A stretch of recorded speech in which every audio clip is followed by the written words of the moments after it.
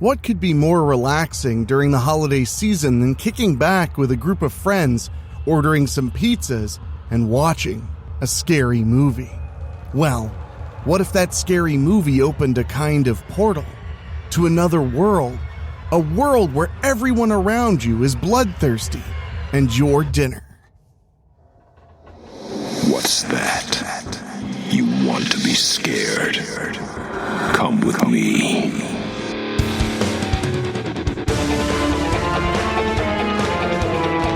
You will experience tales of horror, ghosts, and death. It is not recommended for the weak at heart. Listen in the dark. It's more fun that way. This is Weekly Spooky.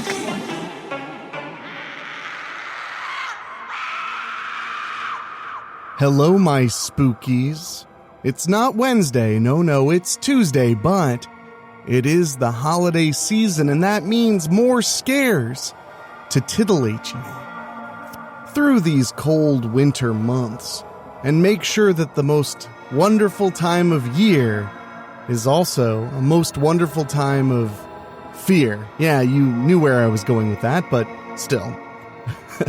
And if you want to give yourself a little early Christmas present, you can head to weeklyspooky.com and click on Patreon. For as little as $1 a month, you get 2 bonus shows a month, which are a part of the series, The Weekend, by Rob Fields. It takes place in the Strickfield universe, and it's a 12-part series, so it's just waiting for you with 2 episodes already released and 1 coming out at the end of this week. It's the sensitive story of a group of teenagers going camping, when suddenly things turn deadly and revenge is on the menu. So make sure to check that out at weeklyspooky.com, and know that when you join our Patreon, you are helping us keep bringing the spooky day in and day out. But now, my friends, it's about time we get to the story, and this one takes place during the holidays, but it's more than just about the holidays. It's about friendship. It's about murder and vampires. And it's about alternate universes. So, the kind of story you've come to expect from Weekly Spooky. It's another trip to Strickfield, and I know you're going to have a fun time with it. And it's a little longer than normal, so that's just a little bonus under your Christmas tree. So, get comfortable, get ready to be scared, and make sure you're subscribed and leave a 5-star rating on your podcast app, whether it's Spotify, Apple Podcasts, or beyond. Because we're going to start this story right after these quick words.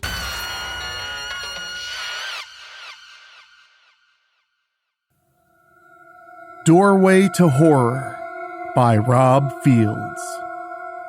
Perspective, Madeline Donnerly.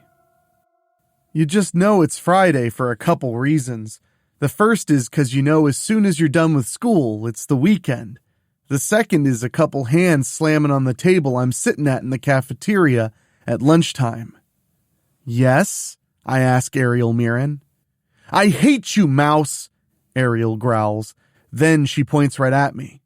I will never give up. I will see you scared out of your wits one of these days. I'm laughing inside now. If only Ariel knew how many opportunities she could have had to see me get scared. Well, I sure ain't gonna tell her. Still, I can't really say she'll never get me. I'm sure one of these days will be her lucky day. Ariel puts her hands on the table again, softer now. Slumber party at my house tonight.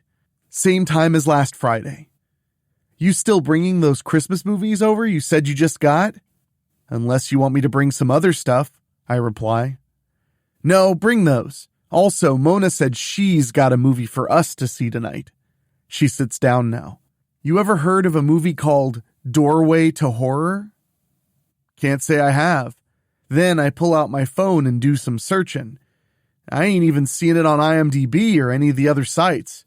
Now, I did find an old VHS horror game called Doorways to Horror. Not exactly the same thing, I don't think. Did Mona tell you where she got it? Nuh-uh. Ariel looks uneasy. Once in a while, Mona will find something. She's not you or Bailey, though. You two know your movies. Speaking of Bailey, that's one of the movies we're seeing tonight.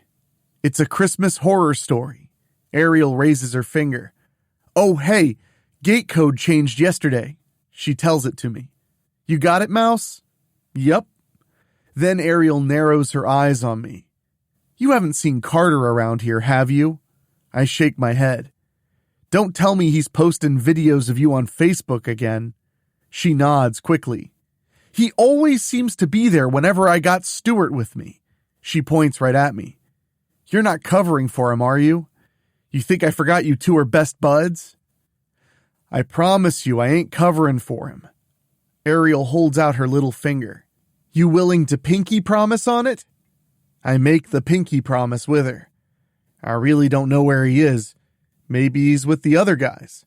Ariel shakes her head. Nope. Look. I look to where she's pointing. Bill Chapman, Richie Horton, and Brian Chunk are coming into the cafeteria. No Carter, though. A moment later, the guys come over to us. Ariel confronts him. Where's Carter? I know you guys know where he is. What makes you think we'd even tell you if we did know? Chapman replies. He's the tough guy with the burr haircut. I'm not above administering decisive methods of torture on you guys, Ariel replies. All I have to do is divide and conquer. Chunker points at her and tells the other two, Aw, this I gotta see. He's the husky guy wearing the cargo shorts with an open Hawaiian shirt over a black t-shirt. Don't tempt fate, you guys, Horton warns him. He's the skinny guy wearing the glasses with circular lenses. I keep telling you how evil Ariel Mirren is. One of these days you're going to wish you'd have listened to me. Ariel smirks. I'd be listening to Horton if I were you guys. She points to him. But you're not off the hook. Horton grins and looks her in the eyes. Why don't you just look over your left shoulder? Ariel quickly turns and sees my buddy and next-door neighbor Carter Cross. The next thing we know, Ariel's running off and chasing Carter down. Yesterday, he recorded a video of Ariel and Stuart at Denoyer's Grill. He slipped away and started running around and wreaking havoc. I know this because she texted me asking for help. 911 at Denoyer's. Stuart! Fortunately for Ariel, I happened to be in the area on my mongoose and stopped in. I was able to get Stuart to calm down and behave. I don't know what it is about that little guy, but he likes me enough to where he always minds me. I don't even have to yell at him. Anyway, Carter was already there before me and recording Ariel losing her mind. He put the video on Facebook and got everybody laughing at her. When the guys get their lunches, they come and sit with me. The four of us have some good conversation before we gotta go back to class.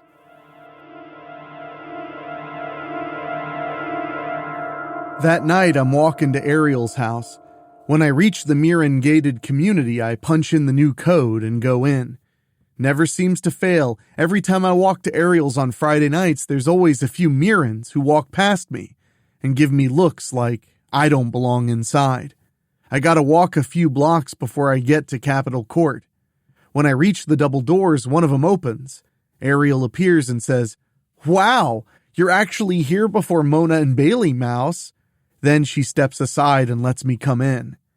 It's about 20 minutes later when Mona Abels and Bailey Downs finally show up. Sorry, Ariel, Mona says. I had to help Mom with something at home. You're good, Ariel replies. After the week I've had, I just want to hang with my girls and let loose. At least your aunt never drops Stuart off here while we're having our slumber parties, Bailey says. Ariel points right at her. You do not even get to say that. Mona and Bailey laugh a little. Ariel gives me that look that asks why she puts up with him. I give her a smirk that says not to worry about it. After some socializing, Ariel gets the pizzas ordered. From there, we start spinning some movies. First up is A Christmas Horror Story. As soon as the name of the town is mentioned, Bailey gives us all weird looks. First Ginger Snaps and now this one, she mutters. What other movies have the town named the same as mine? Orphan Black, I reply. It's a TV series. Bailey points right at Ariel.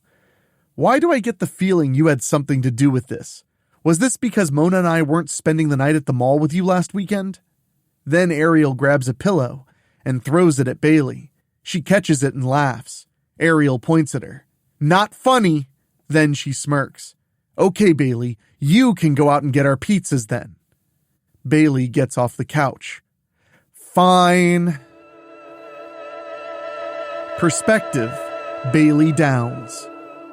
After I bring our pizzas in, Mouse resumes the Blu-ray of A Christmas Horror Story. I have the feeling Ariel put Mouse up to bringing this movie over, in spite of the fact that it takes place in a town with the same name as mine. It is a really good horror anthology, though. I really love the twist in the Santa vs. Krampus story. We also watched the original Black Christmas and Silent Night, Deadly Night. We don't get to lay down for the night after 3 movies. Mona announces that she's got a movie she wants us to see, which is called Doorway to Horror. When Ariel asks what it's about, Mona doesn't know. Believe it or not, I found it just sitting on a table in study hall. It's a burned Blu-ray, but it plays. I put it in my laptop and checked it. The opening scene looks really creepy, so I thought I'd bring it to the sleepover to share. Ariel turns to Mouse. I'm guessing you didn't turn up anything else on it? Mouse shrugs. I tried all kinds of searches when I got home. Nothing. So we sit back and let Mona spin her find. There are all kinds of Christmas things in the movie, but the town looks like something out of a post-apocalyptic story. We're eating more pizza and drinking some more of the Cokes that Mona and I snuck over in our backpacks. You gotta love that Mrs. Mirren won't let her own family drink any sugary sodas. It's diet or nothing. The 4 of us are talking about the movie once it's over. There really wasn't any dialogue or anything. Maybe David Lynch lost the 1 copy of a new movie he was working on, I half joke. We've seen some pretty weird stuff since we started doing our sleepovers years ago, Ariel says. You've brought over stuff like this before, Mouse. I ain't denying it, she agrees. Doorway to Horror still don't ring a bell with me, though. Guess you made a rare find, Mona. Yeah, kudos, I tell my best friend. We talk for a little while longer before we're finally yawning our heads off. The nice thing about this big living room is there are enough couches for all of us to sleep on. Ariel sleeps on one too, even though her bedroom is the first one on entering the hallway. It don't take us all long to fall asleep. Perspective, Mona Abels. I'm the first one to wake up. I yawn and feel how parched I am. Knowing we still got cans of Coke left, I grab one and feel grateful. I stop drinking and notice something weird. Did I just take a power nap or something? 'Cause it still seems like it's dark out. I look at my smartwatch and see it's blank across the screen. I find my smartphone underneath my pillow and see the same blanks where the date and time should be. Then I see Mouse's phone and look at hers. She's got the same blanks too. Seriously, what gives? I need to see what time it is. As soon as I come out of my comforter, I'm quickly wrapping my arms around myself and start shivering. Boy, it's really cold in Ariel's mansion.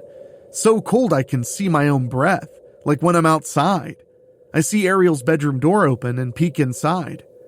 My eyes are wide when I see there's no windows. I mean, the cold's just blowing right into the house. I walk down the hall to the next bedroom and see there ain't no windows there either. Then I hear movement and return to the living room. Ariel's getting out from underneath her comforter. Why is it so cold in here? Then Ariel sees me. Mona? Why aren't there any windows, Ariel? I ask. She gives me a weird look. What? No, I'll show you. I grab Ariel's hand and bring her to her own room. You have got to be kidding me, Ariel gasps. We move to a few other rooms and see no windows. We go into the bathroom. Normally there's scented pillar candles on either side of the mirror on the sink. Looks like there's only one that remains of the said candles. When we come back out, we see Bailey and Mouse are up now. Boy, it sure got cold fast, Bailey states. What I wouldn't give for some hot coffee right now, Mouse mutters. Then Mouse turns and walks to the front window. She turns to us fast. There's only a big window shade here, as in no big window here. What's going on, Ariel? Ariel goes to Mouse and sees for herself. What on earth is going on here? Beats me, Mouse answers. And what time is it? Ariel snaps. That's what I've been trying to find out, I say. Our phones and watches ain't working. Ariel quickly goes to the closet and starts tossing us our jackets. We take them and head into separate rooms to get changed. We're all dressed to go outside now. But when we do go outside... What the? Bailey gasps. Everything looks like what we saw in your movie, Mona, Ariel states. Aw man, you gotta be kidding me, Mouse groans. Not again. We all look right at Mouse now. Do you know something about this? Ariel asks her. If we are where I think we are, we're gonna be in terrible danger. Fast, Mouse quickly answers. Just spit it out, Mouse, I snap. We ain't in Strickfield no more. Did you hear that? Better check the locks on your doors. Weekly Spooky will be right back. Perspective, Ariel Mirren. I give Mouse wide eyes. Excuse me? I was really hoping to never see this place ever again, Mouse groans. Then she tells us we need to go back inside. We go back inside the house. Then I get an idea and turn on my smartphone flash. What in the... Are you serious? Mona adds. No, we're not seeing things. My house is trashed, and I mean trashed. Then I point right at Mouse. Okay, start talking. Mouse brings up the night in October when she went to the horror-thon at the Strickfield Centennial Theater with her twin cousin Aileen, Carter Cross, and Bella Tabon. They had watched a screening of a film called The Portal. It was like everything had changed. Places were trashed, much like my house. Windows were mostly missing in the homes. It was night all the time, but what was worse, everybody was a vampire. The four of them barely escaped this place and made it back to Strickfield. Mouse says we're in an alternate universe, where it's all vampires. We're all in terrible danger, she finishes. Any of those vampires sees us, they'll be after us. Here it's like Marvel zombies. After everybody suddenly became vampires, they drank up all the living people they could get their hands on. Now, like those zombies after a few days, they're out of food. Bailey quickly waves her hands in front of her. Okay, assuming Mouse isn't making this stuff up here, how did we get here? It had to have been that movie Mona brought over, Doorway to Horror, Mouse guesses. Mona points right at Mouse. Oh, no you don't. You ain't blaming me for this, you wicked little rodent. I raise my hand in front of me. No, I think Mouse is right, Mona. Everything we saw in that disc you brought over was much like where we are now. Nobody's blaming you about this place, but you did bring that disc over. Let's find the disc then, Mouse says. We can watch it again and get back home. We had to re-watch The Portal to get back home 2 months ago. We searched through everything. All the movies Mouse brought over are still here. But the disc Mona brought is gone. Where is it? Mona shrieks. Oh wait, here it is. She raises it up for us to see. I point to Mona. Keep hold of that. Now we just have to find something to watch it on. That'll be easier said than done, Mouse says. Power's a little hard to come by here. They shattered every window, every mirror. I don't know how they're keeping it night here, but they're doing it. Then I see Bailey move toward the kitchen. I follow her and see her opening one of the 2 refrigerators. She turns to me. Whatever food we've got, we're going to have to ration it until we can find more.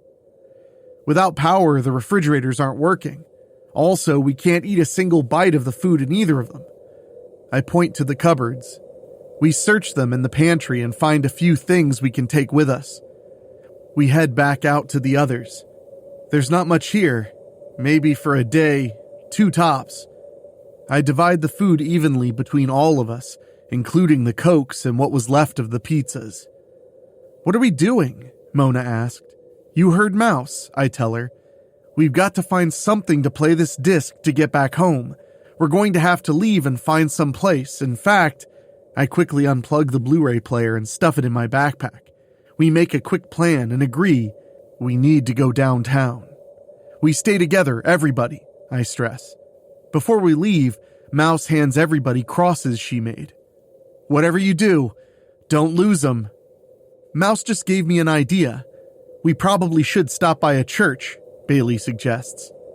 Mouse points to her. "Good thinking." We all wish each other good luck before we head out through the front doors. Perspective, Madeline Donner. So much for us going to churches. We hit a few in downtown Village and saw they were wrecked. The windows were all broken out, pews were destroyed or overturned, even the altars were busted up. What was even worse were the skeletons with their religious garb still on. Only thing I can figure is whatever happened to turn people into vampires didn't hit everybody. The ones that weren't turned became food for the vamps. At least our trips to the 2 churches weren't total washouts. We managed to find some holy wafers and even some holy water itself. Sure would be nice if we had squirt guns like in the Lost Boys, but all we found were a few vials and bottles. We leave the second church and sneak over to a few markets. We don't find much in terms of food, just dry goods and a few cans of soup.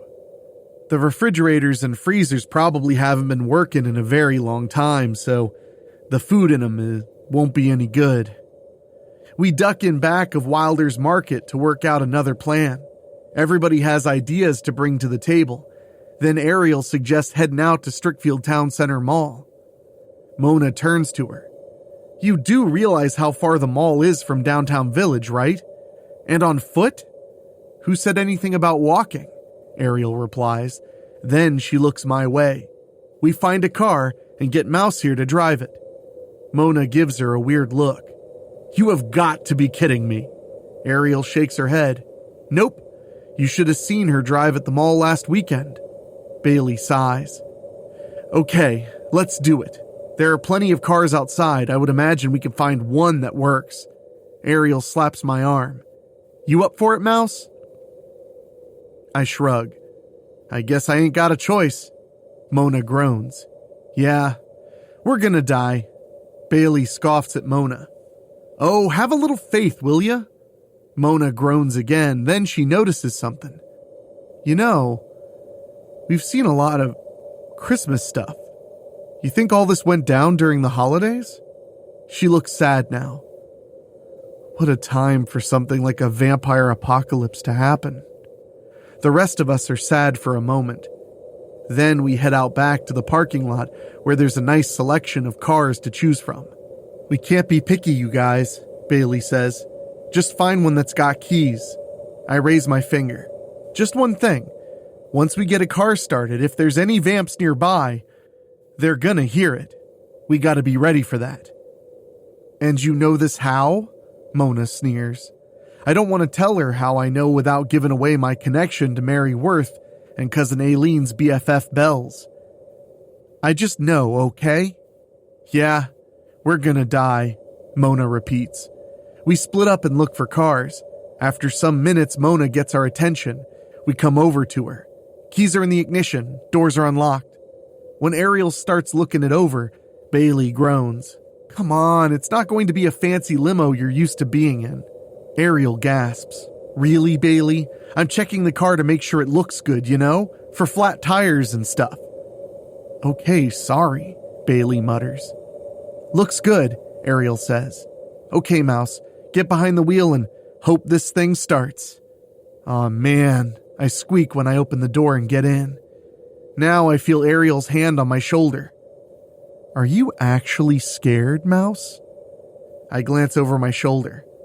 "Aw, please," which is a lie. This little mousie is definitely scared. I just don't want Ariel seeing it on me.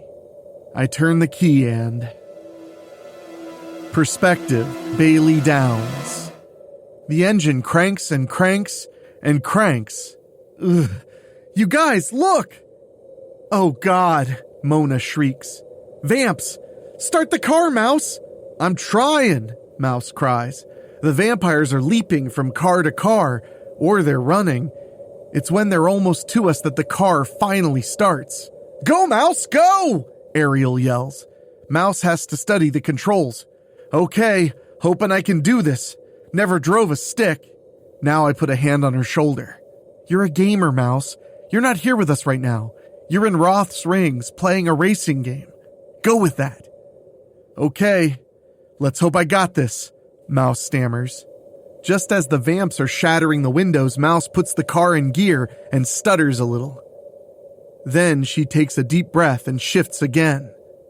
Finally, we're moving away. We pull out of the parking lot and out onto Main Street. Mouse hits the clutch and shifts again. Looks like she's got the hang of it now. There ain't no mirrors on this car, Mona says, riding shotgun. You wouldn't see any vamps in the mirrors even if we did have them, Mouse tells her. No reflections! The little squeaker's right, Ariel says, looking out the back. We got bats coming fast. I hate you, Mouse. Yeah, Mouse mutters. We good on gas? Mona asks Mouse. Don't know. Gas gauge just shot from half a tank all the way down to the big E fast. Hopefully we'll be able to get to the mall. Then I'm having second thoughts. I didn't think this through. Maybe the mall's ravaged too. Everything's probably ravaged, Bailey, Ariel says, but we have to try and look for some place that has power. In fact, I think I have an idea. Ariel explains that the hardware store in the mall should have gasoline-powered generators. All we have to do is find one. Then we would siphon the gas out of the cars at the mall and power it. From there, we find a TV, hook up the Blu-ray player, and then we're back home. That'll be easier said than done, I say. But what else is there? Mouse keeps the car going. Ariel and I are still seeing the bats flapping after us. We have to get them off our backs if we're going to make your plan work, Ariel. Mouse has something. I got an idea for that. When we get to the mall, I'll drive around to the under-mall parking garage. I won't pull inside, though. I'll drop you three off there, and then hopefully the vamps will keep following me. How will you make it back? I ask. We can't go home without you. Let me worry about that. You guys work on getting Ariel's plan to work.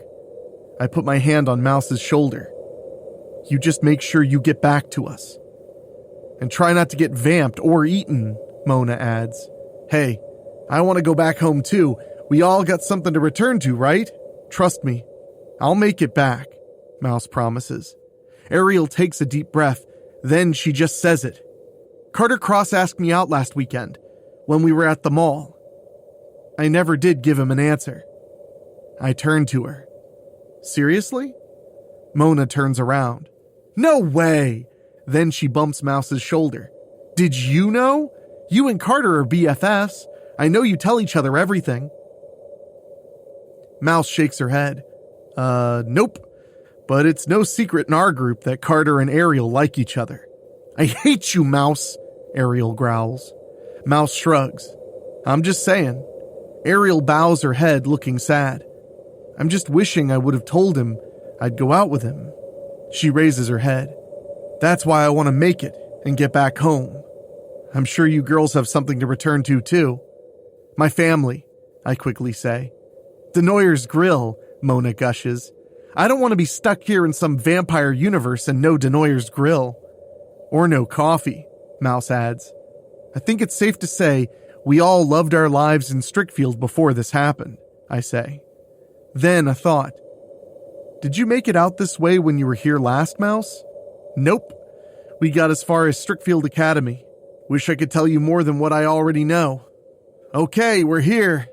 Turning in. Mouse turns us into a mall entrance and floors it, making sure she shifts when she needs to. Wow, I can't believe little Mouse learned to drive playing all those racing video games. Honestly, I thought she was an oddball when Ariel invited her to join our group. Mona and I didn't like her for the longest time. However, Mouse grows on you after a while. I'm just glad she's with us right now. She's the reason we're all still alive. Get ready, Mouse tells us. Mouse drifts us again as we round the mall and head for the under-mall parking garage. Before we get there, she hits the brakes and swerves to a stop. Go! Mouse belts out. Ariel, Mona, and I quickly get out of the car. After we slam the doors shut, Ariel belts back at Mouse. Go! Mouse floors it as we're in the garage and hiding out of sight. The bats are flying after Mouse. I just hope they don't see the three of us ain't in the car with her. Even more so, I hope they don't get Mouse. The only thing scarier than that is not being subscribed. Weekly Spooky will be right back. Perspective, Mona Abels. The three of us wait for a little bit. We ain't seeing no vamps in the sky. I think we're good. They're all after Mouse. We better get a move on, Bailey says. We may be on borrowed time as it is. We walk in the under-mall parking garage and come to the mall entrance there. The doors are ripped right off, so no worries on whether that entrance was locked or not. We walk the corridor and go up the steps. Soon we're in the food court, coming out at the double doors beside Scotto's Pizza. Even though it's dark all through the mall, we can see enough to see there are Christmas decorations all over the place. There's tinsel hanging off the ceilings, fully decorated Christmas trees spread out, animatronic scenes, though they're not working with no electricity, and there's the Santa's house not too far from where we are.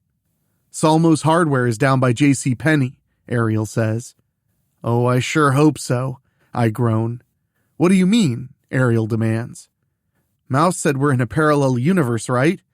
How do we know things are going to be the same here as back home? I state. She's got a point, Bailey tells Ariel, but we still need to check, Mona. Ariel takes a deep breath. Okay, I'm going to head out and look around. I'll signal when the coast is clear. We should just go out together, Bailey counters. You know, safety in numbers. Okay, fine, Ariel replies. Come on. We start walking away from Scotto's Pizza. We can see the mall's wrecked, but it doesn't look all that bad. I mean, the gates look messed up and some of the store signs are damaged. I don't know, it's like someone's gone to lengths to try to make this mall look nice again. Then I have a gut feeling. You guys, I don't think we're alone in here, I tell them, then explain why. I don't look for this to be easy, Ariel agrees. Look out! Bailey suddenly shrieks. We see someone flying right at us and quickly get out of the way. How dare you come into my mall? A voice roars behind us. Then we make the mistake of stopping and looking behind us. It's Harmony Mirren, my cousin, Ariel gasps. She owns this mall. Your cousin? I ask. The one who had you hanging decorations here last weekend? Ariel nods quickly. Yeah, except she wasn't all vamped out like this Harmony is. Then Harmony sniffs our way. Her human face suddenly shifts into one that looks like the Joker, only with lots and lots of sharp teeth. Food! I'm ready to turn and run, but Ariel quickly stops me. We can't outrun her. Use your head. Or better yet, Ariel pulls out her cross that Mouse made, just as Harmony's flying our way. She shrieks and suddenly drops to the floor. Bailey and I join her and keep Harmony down. Start walking back, Ariel tells us. We do what Ariel says and start moving in the direction of J.C. Penney. Harmony gets back to her feet, but advances very slowly. You really think you're going to be safe from me? Harmony hisses. The last mortals who came into my mall made a very tasty candlelit dinner. She points a very long finger at us. I think I'll have you three by candlelight as well. She laughs a horrible laughter. Especially since today is Christmas. Yeah, we don't plan on staying, Bailey tells her. I don't care about your plans, Harmony yells. I only care about my home here at my mall. Other vampires and mortals tried to take what was mine, but I showed them the error of their ways. Nobody takes what's mine. Nobody. Oh, we're not here to take anything from you, Ariel says. "We actually just want to visit your beautiful mall, dear cousin, and I must say you've done very well with the Christmas decorations." Harmony growls a dangerous growl. Then she howls at us. The next thing we know, she's suddenly gone. "Help! She's got me!" Oh no, she warped right behind Bailey. Harmony suddenly pulls Bailey to her and leaps back with her. "Drop those crosses or I promise you, I'll drink this one up for some early Christmas Day punch right here and now." "Don't do it!" Bailey yells. "She'll drink me anyway!" Ariel holds out her hand. "Just stop, Harmony. We're not here to take anything from your mall. We just want to go home. But we need a few things in your mall to help us get there." Then Ariel moves her arm around. "Like I said, you've really made this place look great. I mean, your Christmas decorations are so lovely." She raises her finger. "But what if we could really brighten up the place? I mean, what if we could light up the Christmas trees and stuff?" Harmony growls again. Then she grabs Bailey's head and cocks it to expose her neck. She raises her head, ready to lower it, to bite her. "Stop! What do you want, Harmony?" Ariel cries. "I already have you. You are mortals. You are food," Harmony yells. "And today, you are Christmas dinner." Ariel puts her cross down. "Okay, look, see? No cross. Now I'm going to come to you. I'll switch places with Bailey, okay? Then you can have me." Suddenly, Harmony appears right behind Ariel and snatches her up. "Weren't you listening, mortal? I already have you." She points right at me. "As for your pathetic crosses, my cross suddenly catches fire. I cry out and drop it. The other crosses are on fire too." Harmony moves her mouth to Ariel's ear. "And exactly how will you light up my Christmas display when there's no power?" She seems to calm down a little bit. "I would love to see Christmas lights one more time. There hasn't been a Christmas since the plague came years ago. I'm so very hungry, but I would forsake my hunger just to see my mall brightly lit for Christmas one more time." "We can talk then?" Ariel asks. Harmony lets her go, then morphs her face back to normal. "I would hear you." She points to a table in the food court. "Sit." We reluctantly move to the table and sit with Harmony. As Ariel's digging into her backpack, Harmony quickly snatches her wrist. "Do not try and trick me, and especially do not play on my generosity." Ariel pulls out a Coke. "I just needed something to drink." Harmony nods. After Ariel has her drink, she explains to Harmony that we can't get the power back on completely. However, if Salmo's Hardware still has a gas-powered generator, we can siphon gas from the cars, then we can connect extension cords to the Christmas trees and the animatronics to get them working, at least for a little while. Harmony considers Ariel. Then she says, "My parents were too greedy to install backup generators when they built this mall. I wish I'd have thought to correct that mistake in life. Okay, I'll take you to Salmo's Hardware. One wrong move, and it's dinner time. I won't worry about Christmas Day candlelight." We leave the food court and walk to the hardware store. Using our smartphone lights, we look around until we find what we're looking for. Perspective, aerial mirroring. We find only 4 gas-powered generators still in the box. We're probably not going to be able to light up your whole mall, Harmony. I just want the Christmas lights, the big tree, and the displays around the food court powered, Harmony replies. I point to Mona. Grab all the extension cords. I point to Bailey. Gas cans and a rubber hose to siphon the fuel. Harmony and I start ripping open the boxes and getting the generators ready. When my girls return, we talk. I piled up all the extension cords at the store's entrance, Mona says. I also piled up as many gas cans as I could find, which wasn't much, Bailey adds. Then she glares at me. I suppose Mona and I get to siphon the gas now. I get where Bailey's coming from. No, I'll go out and do it. We don't have time for this. Bailey quickly puts a hand on my shoulder. No, you're right. I'm sorry. Go get the generators and the extension cord set up. I'll go out and get the gas. I ain't letting you go out there by yourself, Mona snaps. You know what? Let's all go get the gas, I suggest. At least it'll be one thing we won't have to do later. Harmony suddenly appears. Do not even think about escaping. I am too resolved for things such as that. I tell Harmony we're just going down to the parking garage to siphon gas from the cars there. Maybe you could come with us.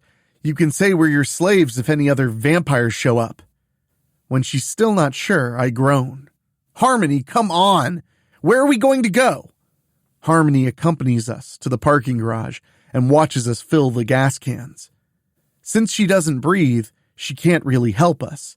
She can warp the cans back into the mall and bring us more to fill until we filled every single container we were able to find. All I have to say is that Mouse better still be making tracks. Yuck! I'll never get that taste of gasoline out of my mouth. Ugh! We go back into the mall and work to connect as many extension cords as we can to the generators. To show Harmony my plan will work, we gas up a generator and plug some stuff in. I fire it up. You should have seen the bright smile on Harmony's face when she sees a few Christmas trees and some lights and a few animatronic displays come to life. Then the big tree and the Santa house lights burst into life. Yes! Harmony breathes like she's a little girl seeing her first Christmas all over again. It takes us some more time, but we get everything we're able to get hooked up, connected. When the generators are all running, Harmony's very happy. At one point, she's kneeling down in front of the very big Christmas tree next to Santa's house. For the record, this tree is not in our mall back home, unless our Harmony put it in just after she banned us all from the mall last weekend. It surprises me that this particular vampire seems more interested in Christmas than in drinking our blood. I mean, you should see how Harmony's eyes are glowing. Not literally glowing, I mean. I don't know. Christmas must hold some special value in her undead heart somewhere. If our Harmony holds Christmas in the same regard, she certainly never showed it the way this one does. It's been so very long, she whispers. It feels like I've waited a lifetime just to experience Christmas Day like this again. She slowly turns to look at me. And many of us died so long ago when we were suddenly turned into vampires. Mona and Bailey slowly approach.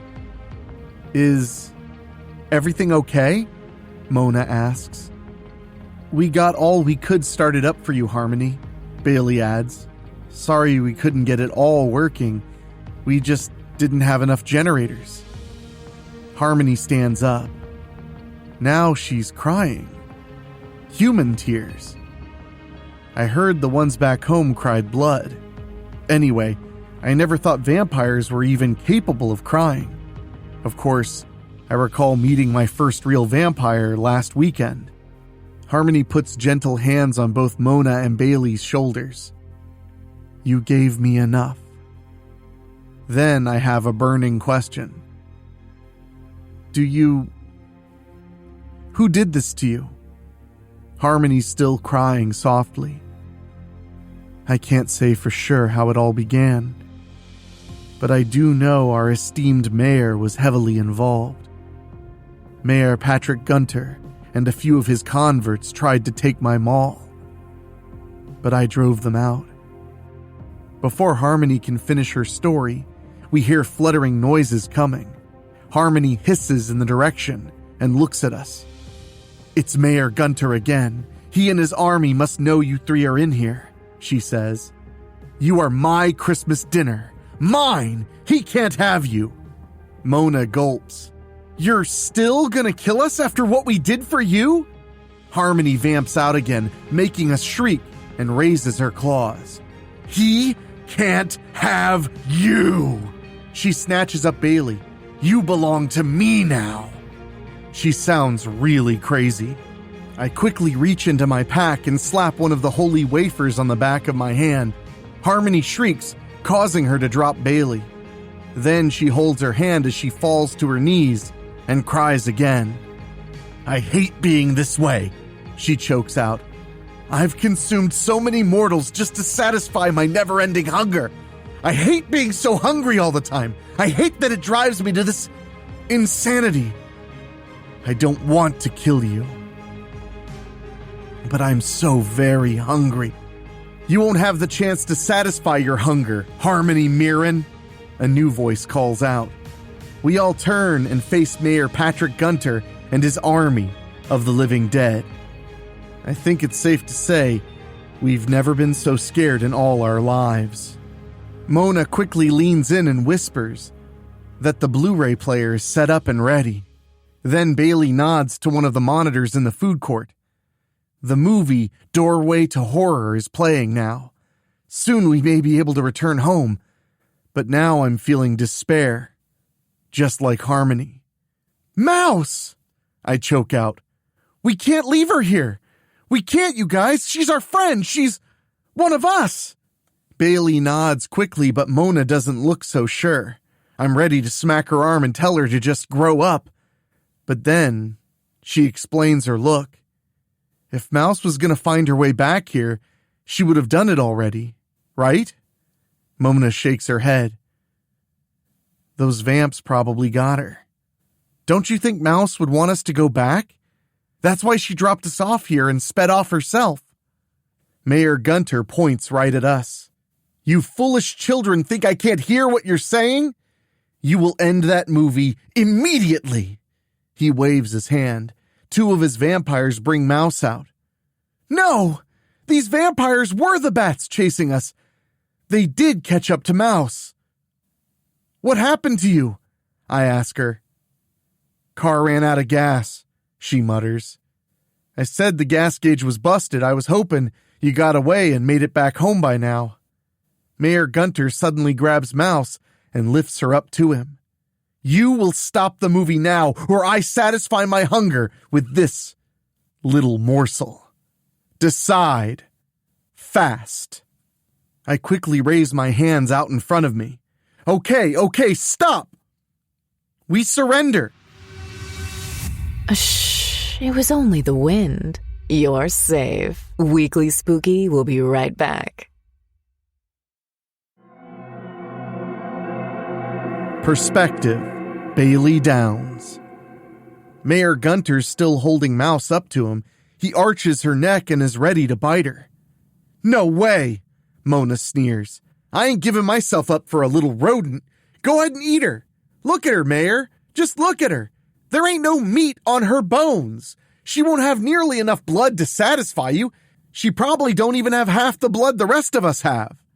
Bailey turns to her. What are you doing? Mona ignores her. Don't you see? She's just a troublesome little rodent. She don't belong with us. She never did. So go ahead, put her out of her misery. Mouse tightens her jaw and glares right at Mona.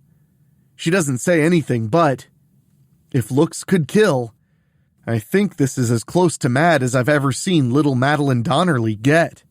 Then I see the first signs of flickering near the TV and see what looks like a portal starting to form.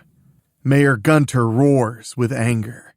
I sent that disc to your universe and hope one of you mortals would find it and bring more food back to us, proving our latest experiment a success. But none of you are returning to your universe. Last time, stop playing the movie or I make a quick snack out of your friend here. Then I'll claim the rest. Take her then, Mona goads him on. Then she tells Mouse, I never did like you. Now I'll finally be rid of you. In fact, why don't you have a drink of this before you become vampire chow? Mona throws Mouse a bottle of water. Then my spirit lifts.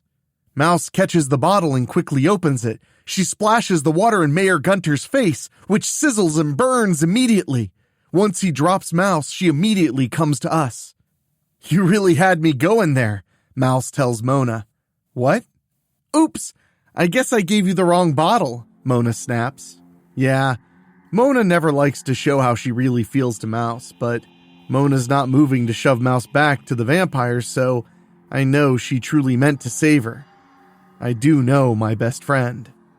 Mayor Gunter points to all of us. Kill them! Then he really vamps out. I mean, if this is a head vampire and he's got an ultimate form, this must be it. He's much bigger now. He looks much uglier. He looks like a scary, bat-like creature, but with clothes on. He turns and focuses on the movie. The portal's not ready yet, but if he destroys the TV or the player, we're never going home. I'm pulling out my holy water and wafers, and am ready to make a last stand. Ariel sees what I'm doing and is joining me.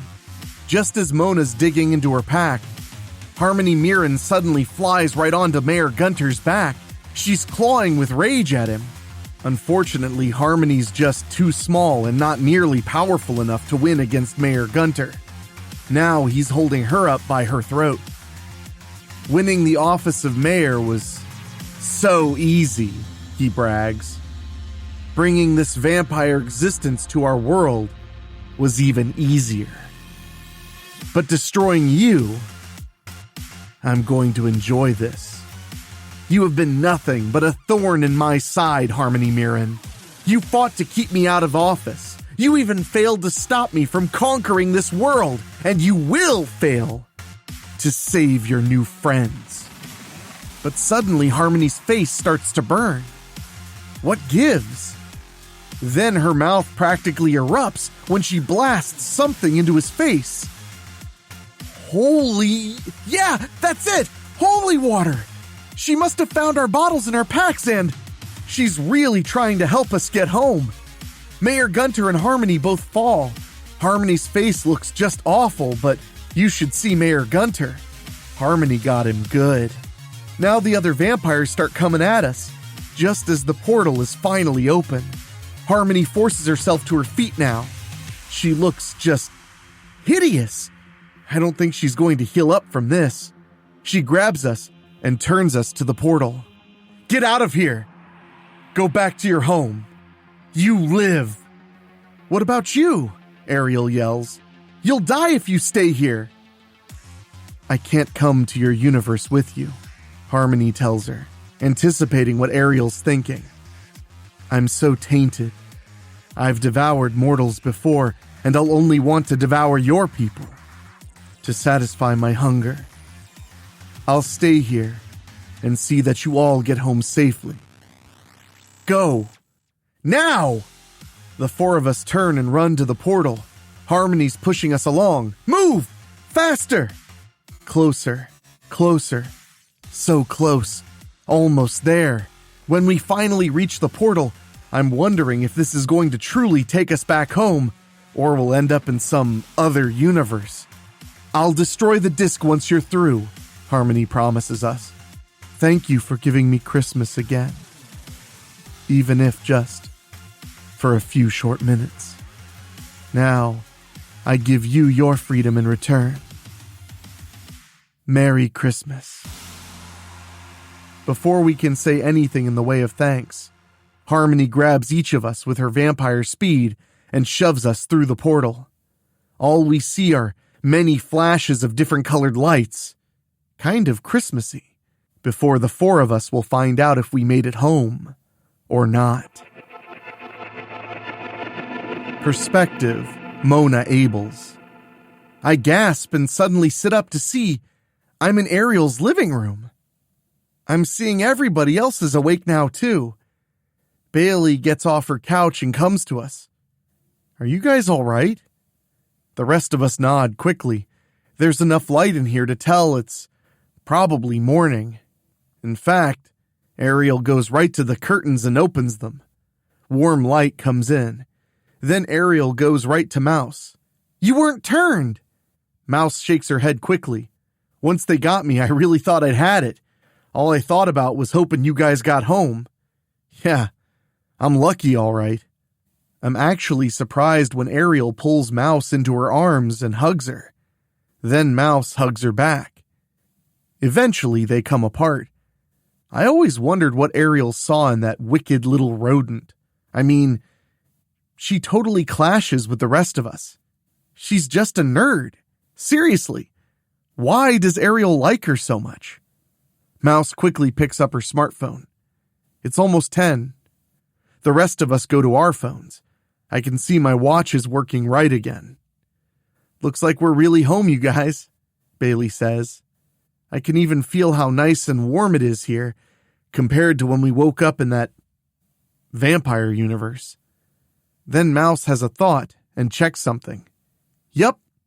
Looks like both your Blu-ray player and that disc Mona brought are gone, Ariel. She sighs. I really don't care about that right now. Then she looks at her phone. Hey, it's not Christmas like it was there. We're still in the second weekend of December, like before we went to that other universe. Then she puts her phone down and claps her hands together. You guys don't have to come with me, but I'm going out to the mall.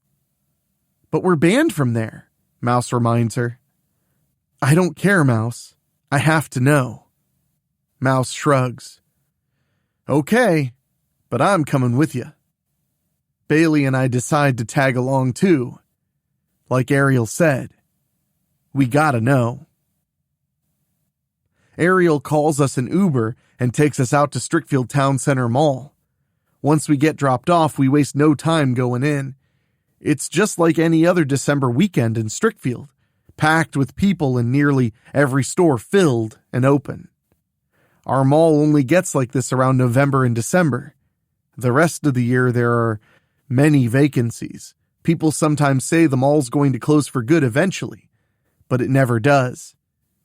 Yeah, all the decorations are still up, Ariel says. Looks like we really made it back home, Bailey replies. It's daylight, and we never saw anybody burning up when they were outside. Then Ariel stops us. Hey, let's go into Caffeine Junction for breakfast. My treat. Mouse, I'm going to buy you the biggest coffee they got. Go on in, you guys. I think Ariel's just glad we're back home and we're all safe. True to her word, she lets us order whatever we want. When Bailey and Ariel both got their orders, they head off to a booth. Now it just leaves Mouse and me to wait for our stuff.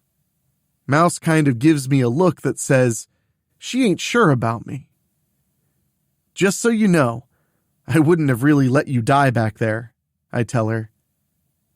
I don't know what Ariel sees in you or what Bailey sees in you, but why do you hate me so much, Mona? Mouse asks. I don't hate you, I tell her. I just don't feel like you belong with us. You're just so weird. Maybe to me, you might be the weird one, she says. You ever thought about that? We just look at each other. When Ariel and Bailey ain't looking, I extend my hand. Truce? Mouse shakes my hand. Truce. I lean in and say, you say anything about this, and I'll deny it. Fair enough. When we get our food, we join the others at the booth. Surprisingly, we make it through the whole length of the mall. Just after Ariel's called us another Uber, Harmony Mirren is right there. She points to Ariel and Mouse. Last I checked, you two are banned from my mall. Tell me right now why I shouldn't bring you to my office and have you both arrested. Ariel and Mouse look at each other. Then Ariel digs into her purse and pulls out receipts. She hands them to her and says, because I wanted to treat my girls to some of your fine establishments. We all ended up having a near-death experience, and I just wanted us to celebrate that we're still alive for another Christmas season. This mall has been our hangout place for a long time. You want to call the police? You go right ahead. But we didn't cause any trouble here. Besides, I thought you liked the idea of people spending money at your mall. Harmony's still holding Ariel's receipts and keeps looking sour at us. Finally, she hands back the receipts. Okay, you two can come back, she says. Then she points sharply at them. You're on probation. In other words, if I ever see Cousin Stuart back in here with you again, you're all going to be permanently banned. Do we understand each other? We all quickly tell her we do. Then Harmony nods once. Okay then, but remember, I'll be watching. Like Santa Claus, I'm always watching. Now that we have our arrangement, out of my sight. I guess money really does talk, Ariel says and snickers when we're far enough away from Harmony. That means you ain't bringing Stuart here ever again, Mouse replies. Then I quickly smack Ariel's arm. What was that for? She demands. Look, I tell her. We see Ariel's mom and her aunt together, with Stuart. When they see us, Ariel's mom points right at her. Run, you guys, Ariel yells. Aunt Margaret wants to hand Stuart off to me. We turn and run for all we're worth. Boy, do we ever hear Ariel's mom and aunt yelling at her. We run straight past Harmony Mirren and right out the mall entrance. We could tell she was about to call out to us, but when she sees Ariel's mom and aunt, and Stuart, she starts going off on both of them now. As soon as we're outside, the Uber's right there. We quickly climb in. Go, Ariel orders him. As soon as the driver pulls away, that's when Ariel's mom and aunt are outside. Ariel rolls down her window and waves to them. Have fun with Stuart, you two! Ariel's mom's going to let her have it when they're both home later, but Ariel really doesn't care about that right now. We needed this, you guys, Ariel says. I know it's not quite the day yet, but after everything we've been through, well, Merry Christmas. We don't hesitate and wish her the same. I think this is why I'm glad we have our group. I still don't think Mouse belongs in it, but Ariel wants her around. She's definitely grown on Bailey. I guess I tolerate her because she don't cause trouble. To be fair, she did risk her life for us, both on Halloween night and last night. In light of that, I'll keep the truce with Mouse. Like I said, I'll deny it if she says anything about it. Besides, Ariel's right. We've all been through the absolute most horrifying experience together to date. I can tell you one thing. It'll be one sleepover none of us will ever forget. But Ariel's right. At least we have another Christmas. Deep down, I'm hoping the Harmony Mirren of that other universe succeeded in destroying that disc. Because if she didn't, no, I don't even want to think about that. It's going to be Christmas soon. Speaking of soon, that's when you'll see us again, and with a new adventure. In the meantime, Merry Christmas! Well, my spookies, that story ended with a bit of a positive note. And sometimes that's just the kind of sugar you need to make the horror medicine go down. And I know I need an uplifting ending from time to time myself. So I hope you enjoyed it. And don't worry, just because we have a show today does not mean we won't be back here tomorrow. Oh, we'll be back here tomorrow with a very scary story that I think you're going to really enjoy by our good friend, author, and listener, Bruce Haney. We have a story from him called Christmas in the Psych Ward. It's the kind of thing you'll like, if you like that kind of thing. So make sure to tune in tomorrow. And hey, if you're enjoying what we're doing and you feel like your friends, loved ones, enemies would enjoy it, send the show over to them. Tell them they should listen. They should become a spooky. And also, if you haven't yet, head over to weeklyspooky.com and click on Patreon. For as little as $1 a month, you get a bonus show every other week. And it's a special series based in Strickfield that I know you'll enjoy called The Weekend. And speaking of Patreon, I want to give an extra special thank you to our Patreon podcast boosters, folks who pay just a little bit more to hear their names at the end of the show.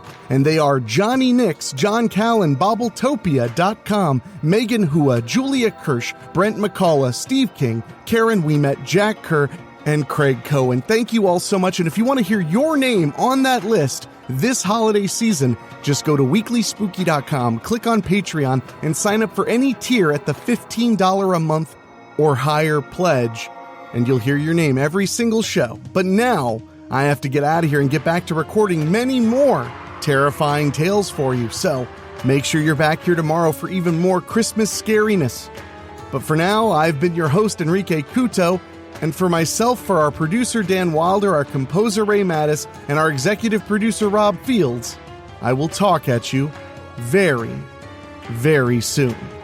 Happy holidays. Thank you for listening. Make sure to find your way back next week. But for now, you are safe. Trust me.